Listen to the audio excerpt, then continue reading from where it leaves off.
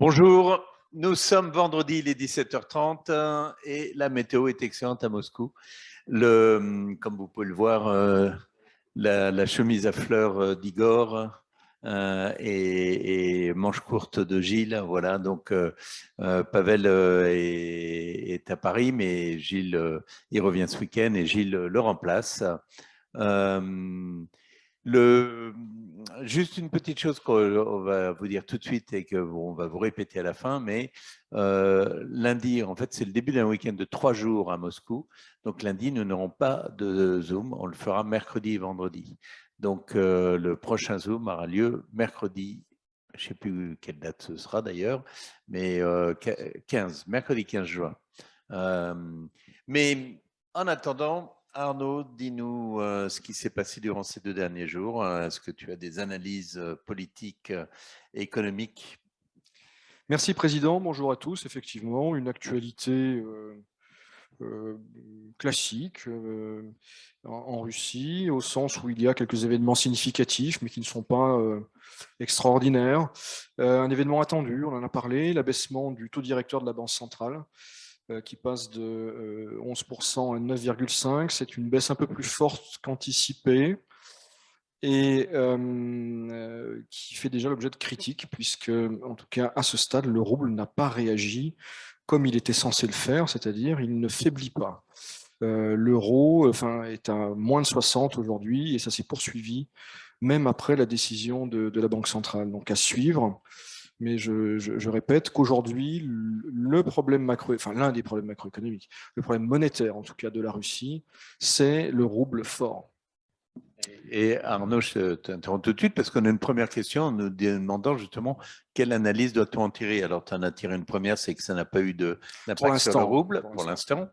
Mais y a-t-il d'autres analyses à en tirer? Oui, il y a une volonté de normaliser, de revenir à des étiages un peu plus, un peu plus classiques, un peu plus normaux, et surtout essayer de rendre possible une activité économique, de rendre possible le recours à l'emprunt par les acteurs économiques, ce qui est évidemment impossible avec un taux directeur à 20%. Donc ça, c'est la tendance et la volonté de la Banque centrale. Mais pour ce qui est du rouble, encore une fois, en l'absence d'importation, parce qu'en ce moment, il n'y a pratiquement plus d'importation, eh bien, le rouble sera fermi de façon inexorable, ce qui assèche les recettes du budget fédéral. Donc voilà où on en est aujourd'hui. Je pense que ça va se poursuivre. Il serait logique que cette tendance à la baisse des taux d'intérêt se poursuive. Autre nouvelle, le Centre d'élaboration stratégique, qui est un think tank qui a eu ses heures de gloire, notamment au début des années 2000, puisque c'est lui qui avait écrit le premier programme économique de Vladimir Poutine. D'ailleurs, à l'époque, c'est M. Greff et Mme Nabiulina qui étaient les inspirateurs de ce programme économique. Eh bien, ce think tank estime que le chômage va augmenter de 50% dans plus de 50 régions de Russie et doubler dans une quinzaine d'entre elles d'ici la fin de l'année. Et parmi les régions qui risquent d'être le plus frappées, il y a la Carélie, les régions de Kourgan, qui est une région pauvre, Oulianovsk, assez industrielle, Kostroma, pour n'en citer que quelques-unes. Tandis que Moscou et Saint-Pétersbourg devraient être relativement épargnés avec un taux de chômage situé entre 5 et 6%. Autre nouvelle, mais qui est intervenue hier, le président russe qui annule l'obligation faite aux exportateurs de céder 50% de leurs devises tirées d'exportation. Là aussi, cette mesure va dans le même sens que l'abaissement des taux, c'est-à-dire qu'il s'agit d'essayer d'affaiblir le rouble et de lever donc une partie des dispositions contraignantes qui avaient été adoptées fin février, début mars, pour restreindre les sorties de capitaux. Enfin, un chiffre encourageant, même si pour l'instant cette tendance reste modérée, l'inflation qui ralentit, avec même un léger recul entre la fin avril et début mai, et donc en rythme annuel, l'inflation aujourd'hui est à 17% contre 17,8% en avril. Donc ça reste très élevé, mais on voit qu'un infléchissement s'amorce. Enfin, l'OFAC, le Trésor américain, qui précise que les ressortissants américains ont le droit de siéger au conseil d'administration de groupes russes, en tout cas de groupes non sanctionnés, sans contrevenir aux sanctions. Quelques mots de politique intérieure et de société. Une décision intéressante parce que pas forcément attendue. La Cour de cassation de Moscou qui annule une décision d'un tribunal de la ville d'octobre dernier, décision sur l'assignation à résidence de Sergueï Zouyev, qui est un universitaire connu, qui est le recteur d'une école de l'école supérieure en sciences sociales et économiques. Cette affaire avait suscité beaucoup d'émoi dans l'intelligentsia moscovite, dans les milieux libéraux. Est-ce qu'il faut y voir un signal? Peut-être, sans doute ne faut-il pas le surinterpréter, mais il est rare d'enregistrer des nouvelles qui vont dans ce sens-là. Enfin, et encore une fois pour faire la transition avec la politique étrangère, avec l'Ukraine, une nomination significative, me semble-t-il, qui confirme ce qu'on évoquait lors de nos précédentes séances, à savoir d'une part l'implication grandissante de M. Kirienko dans, je dirais, les affaires du Donbass et plus généralement le sud ukrainien pris par la Russie. Et d'autre part, ce mouvement d'intégration, certains diront d'annexion, qui paraît inéluctable à court ou moyen terme. Cette décision, quelle est-elle? C'est la nomination d'un chef de gouvernement à Donetsk. C'est le profil de la personne concernée qui retient notre attention. Il y a M. Rodtsenko, qui d'abord est un natif d'Ukraine, mais qui surtout a été fonctionnaire au ministère russe de l'Industrie. Il a également occupé des fonctions dans la région Stavropol. C'est un jeune technocrate réputé plutôt brillant qui a été finaliste du concours Leader de Russie. Donc, implication de M. Kirienko et nomination de personnes qui ont des profils de jeunes technocrates comme on peut en voir ailleurs en Russie. On est très loin des profils de chefs de guerre qui ont occupé ces fonctions à partir de 2014-2015.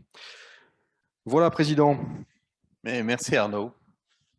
Sur un plan diplomatique, Igor, que s'est-il passé? Merci Président, bonjour à tous. Alors, je vais commencer tout de suite par le sujet des céréales, puisqu'il y a quand même une actualité qui se poursuit autour de cette épineuse question. Côté russe, il y a en gros deux sons de cloche. Hier, le porte-parole du Kremlin, M. Peskov, expliquait qu'à ce jour, il n'y avait aucun accord qui était trouvé pour évacuer quoi que ce soit d'Ukraine. Au terme j'allais dire, des séquences diplomatiques d'une dizaine de jours, quinzaine de jours, qui a vu Macky Sall venir à Moscou, la visite de Lavrov à Ankara, la visite d'émissaires de l'ONU également en Russie. Et à ce stade, donc rien de très tangible. Mais deuxième son de cloche russe, ce sont les représentants de la Russie à l'ONU. Donc tout d'abord, le représentant russe auprès du FAO, donc l'Organisation des Nations Unies pour l'alimentation et l'agriculture, qui indique que des pourparlers au sujet de cette évacuation des céréales sont sur le point d'aboutir, tandis que le représentant russe de l'ONU à Genève indique qu'il y aura une réponse sous forme de paquet de solutions, avec une partie du paquet de solutions qui sera tournée vers l'évacuation des céréales d'Ukraine et l'autre partie qui concernera l'évacuation des céréales russes. Donc ça renvoie à ce qu'on évoquait, hein, la surconformité par rapport au fait de travailler avec des opérateurs russes céréaliers, etc. Le tout faisant partie d'un ensemble cohérent, d'après ce fonctionnaire, donc, de solutions pour résoudre cette question-là. De son côté, Macky Sall, qui était aujourd'hui en déplacement à Paris, qui a rencontré le président Macron, a exhorté l'Ukraine à déminer le port d'Odessa et afin d'éviter, selon lui, la famine en Afrique et la déstabilisation du continent. On a également relevé hier un entretien téléphonique entre les chefs d'état-major français Thierry Buchardt et russe Valéry Gerasimov, manifestement à la demande de la partie française. Ils ont évoqué la question de l'Ukraine, évidemment, mais également la situation au Sahel. Toujours du côté de la France, on relève un entretien téléphonique entre les présidents Macron et Zelensky, qui se sont parlé hier. Ils ont évoqué la situation militaire, évidemment, également les besoins de l'Ukraine en armes lourdes, et aussi la perspective de la candidature de Kiev à l'Union européenne à l'approche du sommet européen du 23 et 24 juin à Bruxelles. Selon la presse française, l'armée ukrainienne pourrait recevoir 6 canons César supplémentaires, en plus des 12 ou 18, je ne sais plus, qu'elle a déjà reçus. Et le président Macron pourrait, là aussi c'est une rumeur, manifestement faire un déplacement à Kiev la semaine prochaine. Il y a également un article de Bloomberg qui est paru ce matin qui annonce, qui explique que les Européens vont arriver justement en ordre de bataille complètement désorganisé et dispersé au sommet de l'UE. Bon, c'est pas un scoop en soi, mais en gros, il relève trois tendances. On relève trois tendances. Tout d'abord, des États qui sont en faveur d'un octroi de la candidature pleine et entière à l'Ukraine le plus rapidement possible. Donc, on trouve des pays d'Europe orientale, l'Estonie, la Lituanie, on trouve l'Irlande aussi d'ailleurs, la Pologne évidemment. Un troisième groupe sont des pays qui pourraient l'octroyer, mais avec des conditions, une espèce de, finalement, de position un peu intermédiaire. C'est la position de l'Allemagne. Olaf Scholz a rappelé, par exemple, qu'on pourrait effectivement octroyer un statut de candidat à l'Ukraine, mais sous conditions et avec des conditions très précises à remplir. Et ça renjoint un peu la position de la France et la proposition de Macron de communauté politique européenne. Et enfin, un troisième groupe d'États qui sont pour l'instant opposés à octroyer un quelconque statut à l'Ukraine. Et on retrouve, ça peut paraître curieux, mais le Danemark et les Pays-Bas, qui manifestement, alors on estime que l'Ukraine se trouve à un stade très précoce de candidature et que le pays ne remplit pas les conditions en termes de stabilité des institutions démocratiques, ni d'état de droit, ni de droits de l'homme et de protection des minorités. Par conséquent, il ne peut pas prétendre à ce statut de candidat. Le Danemark insistant également sur le fait que l'économie ukrainienne est bien loin de répondre aux critères européens de compétitivité et d'économie de marché. Par conséquent, c'est parfaitement prématuré de rentrer dans ce type de discussion avec Kiev sur une quelconque candidature. En ce qui concerne toujours l'Ukraine et cette fois-ci l'OTAN, la presse espagnole a indiqué aujourd'hui que l'Ukraine pourrait être invitée à participer au sommet de l'Alliance qui se tiendra à Madrid les 29 et 30 juin prochains. Volodymyr Zelensky pourrait y participer soit en personne, soit en ligne, ça reste à déterminer, mais visiblement l'Ukraine serait là en qualité d'invité. Voilà, Président. Merci Igor. Sur l'Union européenne,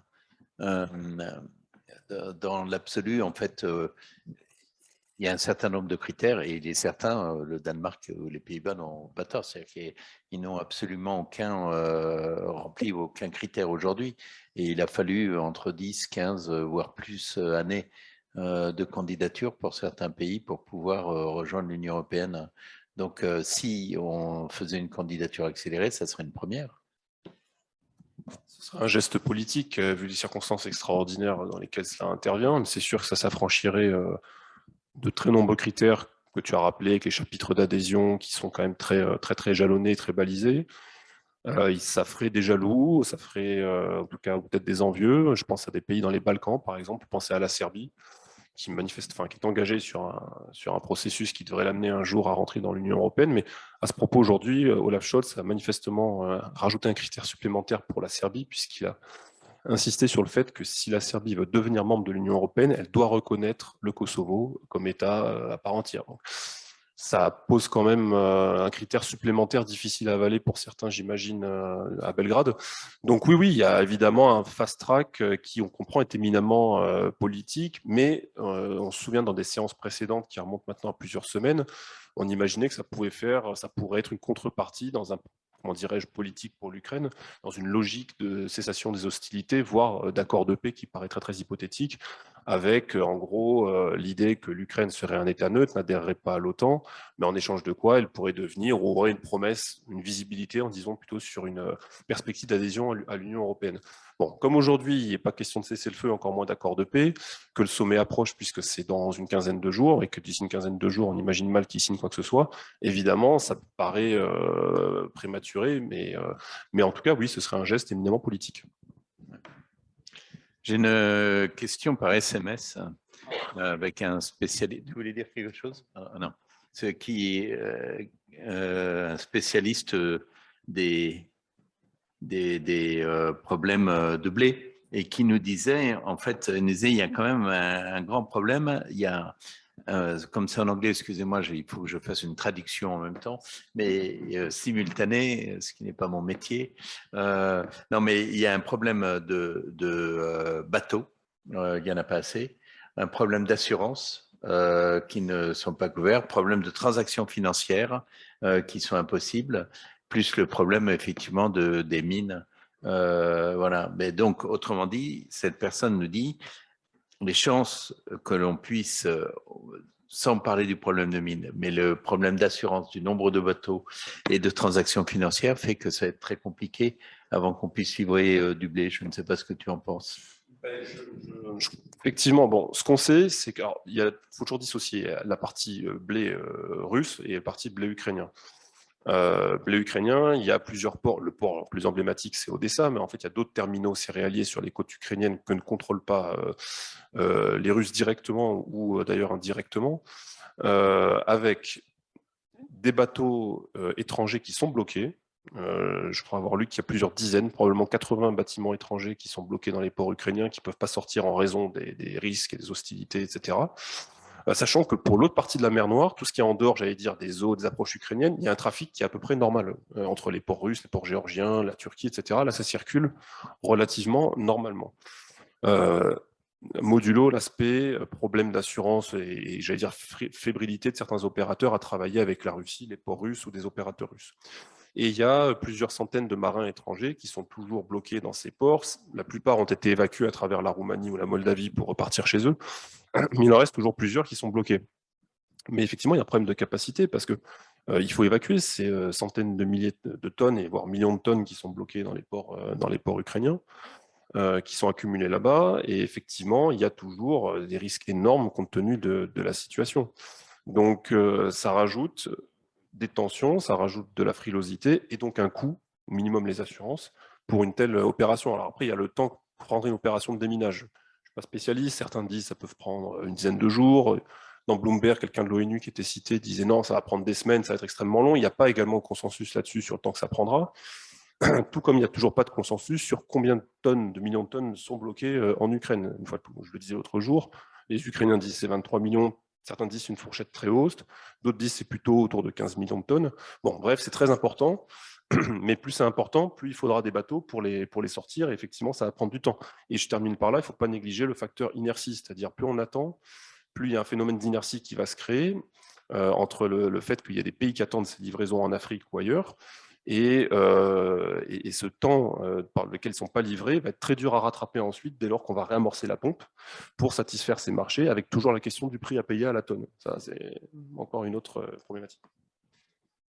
Si je puis me permettre d'ajouter, il y a aussi un autre facteur qu'il ne faut pas négliger, c'est le facteur ukrainien. Il semblerait que tous les responsables ukrainiens, en particulier les gouverneurs des régions d'Odessa et de Nikolaïev, ne prennent pas pour argent comptant les garanties orales de M. Lavrov sur le fait que la Russie ne chercherait pas à profiter du déminage de ces zones pour tenter quelque chose à Odessa et à Nikolaïev. Donc il n'est pas certain, en tout cas, je n'ai pas entendu de position ukrainienne claire sur est-ce que le déminage est pertinent ou pas. Oui. Pour revenir sur la candidature de l'Ukraine à l'Union européenne, faut-il un vote à l'unanimité, nous demande-t-on? Je dirais que c'est plus le consensus qu'un vote à l'unanimité. Il n'y a pas forcément de vote à ce stade, mais c'est une question, il faut un consensus. Mais ce n'est pas un consensus à l'unanimité. Quelqu'un dit non. Il n'y a pas de consensus, mais ce n'est pas forcément lors d'un vote formel. Donc il ne faut pas que quelqu'un dise non, en tout cas. Ouais. Comment est perçu par la Russie le rapprochement Bolsonaro-Biden? Alors, le Brésil, c'est loin, périphérique pour la Russie. En même temps, c'est un BRICS. Mais c'est le plus, je dirais, politiquement et géographiquement aussi, le plus éloigné. Alors, il y a eu une visite, on s'en souvient, de Bolsonaro, je crois que c'était juste après celle du président Macron, d'ailleurs, en février. Il y a diverses, on ne sait pas très bien ce qui en est sorti, il y a quelques rumeurs. Bon. Le fait est que je pense que pour les Russes, un retour de Lula aux affaires serait plus, je pense, plus bénéfique en réalité, avec un anti-américanisme plus prononcé, d'autant plus que Lula, on en a parlé, Igor en a parlé, a tenu des propos assez durs sur l'Ukraine. Il a finalement renvoyé dos à dos la Russie et l'Ukraine, et il a eu des propos très durs, en particulier sur le président Zelensky. Donc, Ce n'est pas une préoccupation majeure pour Moscou, ce rapprochement, et encore faudrait voir ce qu'il y a derrière. Si Bolsonaro est reconduit, ce qui est assez peu probable apparemment à ce stade, ce ne sera pas une tragédie pour les Russes. Si c'est Lula qui est élu, ce sera bon à prendre, mais sans surestimer non plus ce que ça peut vouloir dire, quoique quand même, Lula a une bonne image de façon générale dans les milieux de gauche occidentaux. Et si Lula venait à être élu et maintenait ses propos sur la Russie et sur l'Ukraine, ça pourrait troubler certaines consciences occidentales, je pense. On pose aussi une question sur quel est l'enjeu de la condamnation à mort des 3 combattants étrangers. Cela risque de tendre les relations avec le Maroc notamment. Oui, alors les faits, tout d'abord, 3 combattants donc, du côté ukrainien ont été jugés et condamnés par les autorités de Donetsk, donc séparatistes, indépendantistes, non reconnus, sauf par la Russie, condamnés à mort. Évidemment, ça fait beaucoup de bruit, surtout d'ailleurs en Grande-Bretagne, à juste titre. Je pense que encore une fois, il faut être prudent, mais je dirais que les choses ne sont pas les mêmes pour les Britanniques et pour le Marocain. Je pense que le Marocain, compte tenu des bonnes relations entre le roi Mohamed VI et Vladimir Poutine, enfin, je pense qu'il y a quelques chances d'accord ou que la peine soit commuée. Enfin, je ne crois pas beaucoup en l'hypothèse d'une exécution du Marocain. Pour les Britanniques, je serais moins catégorique. Pourquoi? Parce qu'on en parle depuis des semaines. L'implication britannique dans la guerre en Ukraine est directe, majeure. Ils sont vraiment les fers de lance de cet engagement occidental. À l'heure où l'on vous parle, le ministre britannique de la Défense est en entretien avec le président Zelensky à Kiev. Donc les relations russo-britanniques sont exécrables, absolument exécrables. Et donc là, il y a 2 façons de voir les choses. Soit on peut considérer que les Russes maintenant ont un levier sur Boris Johnson et qu'une éventuelle libération, échange se monnaiera très cher. Est-ce que la Grande-Bretagne est prête à ça? J'en doute personnellement, ce qui ouvre la voie à une issue assez tragique pour ces 2 personnes. Pourquoi? Parce qu'il peut y avoir la volonté de faire un exemple pour tous les autres combattants que les Russes décrivent comme des mercenaires. Voilà, le prix de votre participation, si vous vous faites prendre, c'est la peine de mort. Donc, je pense que les Britanniques ont raison, enfin les autorités britanniques ont raison d'être inquiètes quant au sort de leurs 2 ressortissants.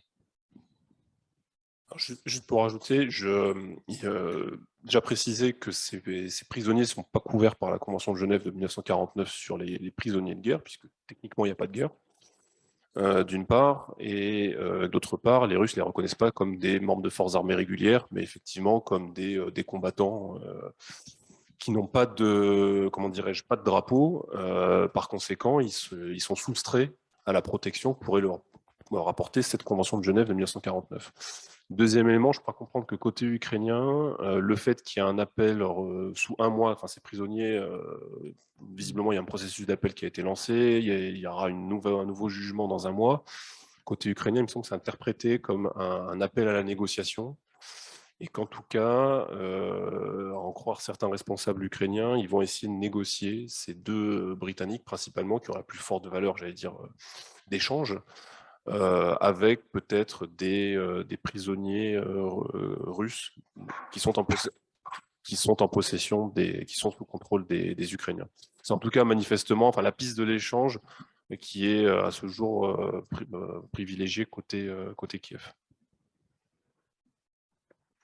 Merci pour toutes ces précisions. Sur un thème différent, sur le 6e paquet de sanctions, la vente d'équipements européens vers la Russie dans le secteur de l'oil and gas va-t-il devenir impossible, nous demande-t-on? Je crois qu'il faut regarder précisément les textes. Et ils sont très détaillés. Hein. Les textes européens sont très détaillés. C'est pour ça qu'ils sont longs à rédiger d'ailleurs, parce qu'ils font des dizaines de pages généralement. Donc là, il faut regarder la nomenclature. On sait que, par exemple, les technologies relatives à la liquéfaction de gaz, tout ça, c'était déjà dans dans le précédent. Donc il faut voir très concrètement ce qu'il y a pour l'oil and gas dans le 6e. Nous n'avons plus de questions. Ah oui, pardon. Bah, tu veux répondre? Oui, oui, pardon. L'annulation de prix à ma ligne, si tu peux expliquer, excuse-moi. Alors c'est la ligne directe du président, c'est un de ces grands rituels qui ponctue, qui jalonne l'année politique en Russie en temps normal. Enfin, certains objecteront que des temps normaux, il y a longtemps qu'on n'en a pas eu en Russie. Mais il y a comme ça donc la ligne directe, c'est-à-dire un président qui répond aux questions, alors qui sont évidemment filtrées, qui sont bon, mais voilà, il y a une interaction entre des citoyens de Russie et le président aux quatre coins du pays.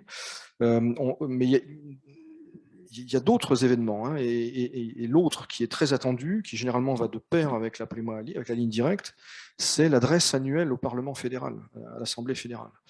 Et ces deux événements n'ont toujours pas eu lieu. Généralement, ils ont lieu au printemps, alors ça a pu glisser au cours des dernières années, mais normalement, ça aurait dû se produire au printemps. Et la question, c'est vraiment de savoir, est-ce que ça aura lieu avant l'été, après le forum de Saint-Pétersbourg, ou est-ce que c'est reporté à l'automne? Le report, en soi, traduit plutôt une certaine difficulté, ou souligne le caractère anormal de la période que nous traversons. Pour la ligne directe, c'est pas très grave, si j'ose dire. Par contre, l'adresse annuelle à l'Assemblée fédérale, c'est un événement qui est prévu, mais manifestement, le Kremlin ne peut pas le programmer tant qu'il n'a pas plus de certitude sur l'évolution des événements en Ukraine. Sur le SPIF, justement, Poutine sera-t-il présent au SPIF? Alors, le SPIF, c'est le Forum économique international de Saint-Pétersbourg, hein, dans lequel tous les étrangers allaient jusqu'à présent. Hein. L'an dernier, il y avait 17 000 personnes. Donc, cette année, il y en aura beaucoup moins. Mais le président vient chaque année. Donc, sera-t-il présent? Oui, il sera présent. Et d'ailleurs, ça fait partie des choses que j'ai oublié de mentionner dans mon intervention liminaire. Il y a eu une sorte d'échauffement hier, si j'ose dire, pour le président qui intervenait devant de jeunes entrepreneurs, devant de jeunes chercheurs sur les sujets économiques, entre autres, mais il a aussi parlé de politique et d'histoire. Et ce qu'il a dit est intéressant à plus d'un titre. Il a fait référence à la guerre du Nord de 1721 contre la Suède, avec évidemment quelques pics et quelques phrases qui sont révélatrices, je crois, de son état d'esprit. Il a souligné qu'à l'époque, Saint-Pétersbourg avait été construite sur des territoires qui n'étaient pas reconnus comme russes. Évidemment, ce type de propos trouve un écho très particulier dans le contexte actuel. Il a également souligné que Pierre le Grand avait fait la guerre pendant 21 ans pour faire valoir, entre guillemets, les bons droits de la Russie. Ce qui peut accréditer l'hypothèse selon laquelle la Russie se donne le temps, en tout cas indépendamment des difficultés qu'elle peut rencontrer. L'affaire est suffisamment importante pour qu'elle y consacre du temps, et la temporalité en tout cas de ce qui se passe en Ukraine n'est pas forcément la même ici qu'en Occident et qu'en Ukraine. Ça aussi, c'est quelque chose, à mon avis, d'important à avoir à l'esprit. Plus que la comparaison entre Poutine et Pierre le Grand. Je ne suis pas certain qu'il se voit en successeur direct.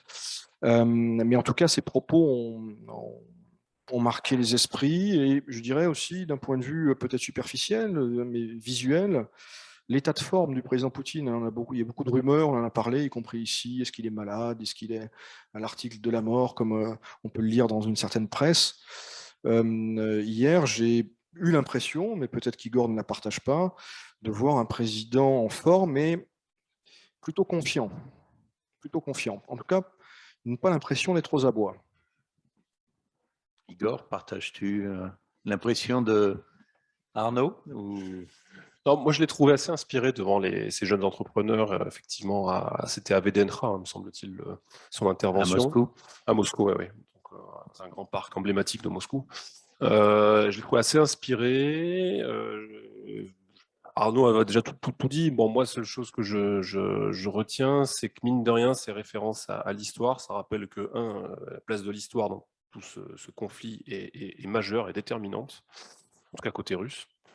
et que deux, il y a quand même une tendance qu'on retrouve chez le président à aussi, j'allais dire, déjà s'inscrire dans le courant de l'histoire et parfois à plutôt se vivre comme, j'allais dire, une figure historique, alors pas forcément Pierre le Grand, mais plutôt comme une figure historique, plus que comme un politicien ou un homme politique, et quelque part à transcender voilà, le rôle technique du président et déjà s'inscrire dans l'histoire. Voilà. Moi, j'ai retrouvé un peu ça en écoutant cette grande sortie sur la guerre du Nord, et effectivement, et sur Saint-Pétersbourg, une ville qu'il ne connaît que trop bien.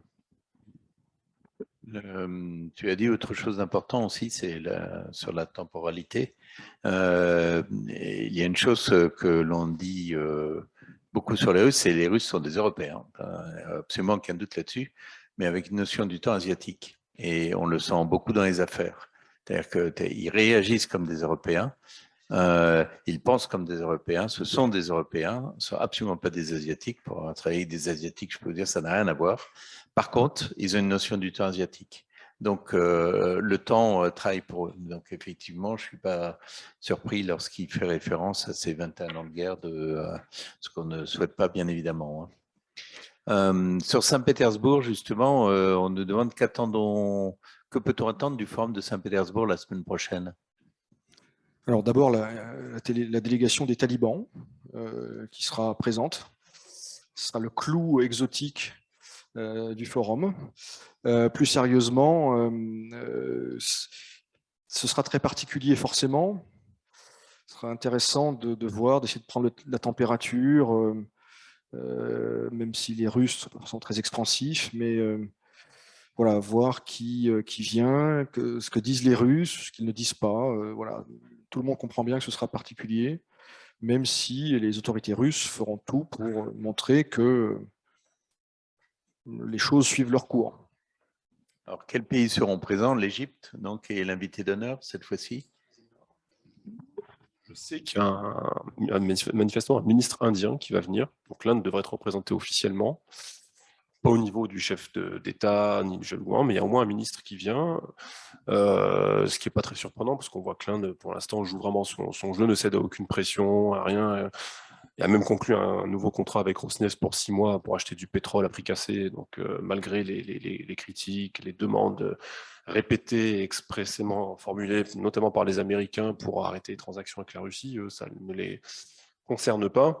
Donc, ils seront représentés. Il doit y avoir des gens du Golfe, mais je ne vais pas m'aventurer à vous dire quel pays parce que je ne suis pas tout à fait certain. Les talibans, effectivement, qui au passage sont toujours considérés officiellement comme une organisation terroriste par la Russie. Ils n'ont toujours pas été retirés du registre des organisations terroristes. Voilà, après sur les pays asiatiques, j'ai pas, peut-être le Vietnam, mais je sais pas, à voir, je suis pas sûr. Toutes les chambres étrangères en Russie étant présentes au forum de Saint-Pétersbourg, nous y serons aussi, raison pour laquelle la semaine prochaine, Arnaud, Pavelchinski et moi-même serons au forum. Et donc, c'est mercredi et jeudi prochain, c'est Gilles et Igor qui vont assurer les Zooms. Une question sur un autre domaine, on nous demande si on peut racheter des entreprises qui quittent la Russie. Les Chinois, ça c'est certain. Oui, vous savez, il y a toujours ce que les Russes ont mis en place, c'est le management de transition. Mais c'est pas toujours simple parce qu'en fait, les étrangers n'ont toujours pas le droit de vendre des actifs en Russie. Donc, on doit passer devant une commission qui doit accepter la vente. Mais c'est un peu automatique dans certains cas, et si l'entreprise est plus stratégique pour la Russie, c'est-à-dire si ça représente beaucoup d'employés, donc c'est un problème de chômage, si c'est un secteur aussi plus stratégique parce qu'elle fabrique, là la commission est très importante. Mais oui, bien sûr, on peut faire des LBO, hein, donc des rachats par le management, par les salariés, on peut faire tout un tas de choses. Qui prennent place peu à peu en ce moment. Une date pour Interos Bank. Interos Bank, c'est la vente a eu lieu. Hein, ça y est, maintenant c'est la vente de Rosebank a eu lieu. Donc, mais pour l'instant, les signes sont toujours les mêmes. Ils n'ont pas changé l'image, c'est toujours Rosebank Group, Société Générale, mais ça n'appartient plus à la Société Générale. Donc, j'imagine qu'ils vont changer prochainement toute leur signalétique. Pardon. Quel est le nom de la commission s'adresser? Ça, c'est pour, on en revient aux entreprises qui quittent la Russie. C'est au ministère du Développement économique. Mais tout dépend de ce que vous voulez faire. En fait, quand vous voulez racheter quelque chose, voyez avec la société que vous voulez racheter, si vous avez un exemple précis, et vous allez forcément aller dans ces cas-là auprès des autorités fiscales et pour en faire part. Et de là, ils vous diront quel parcours suivre. Si c'est une petite société, ça va être un peu automatique. Donc voilà. Gilles, tu as des messages à nous faire passer? Et toujours nombreux et passionnants messages de fin de briefing. Donc d'abord, je rappelle que c'était le 65e briefing, puisqu'on oublie toujours de donner des chiffres. Là, on le signale. Et donc, le message important du jour, que je répéterai à la fin encore, c'est que nous sommes fériés lundi, il n'y aura donc pas de briefing, et que, ceci dit, en général, vous nous retrouvez les lundis, mercredis et vendredis à 17h30 heure de Moscou, 16h30 heure de Paris, avec toujours le même lien. Sauf lundi, et je le répéterai encore.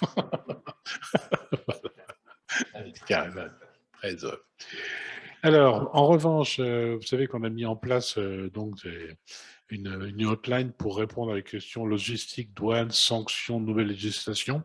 Donc, n'hésitez pas à envoyer vos questions à l'avance sur cette hotline @ccifr.ru.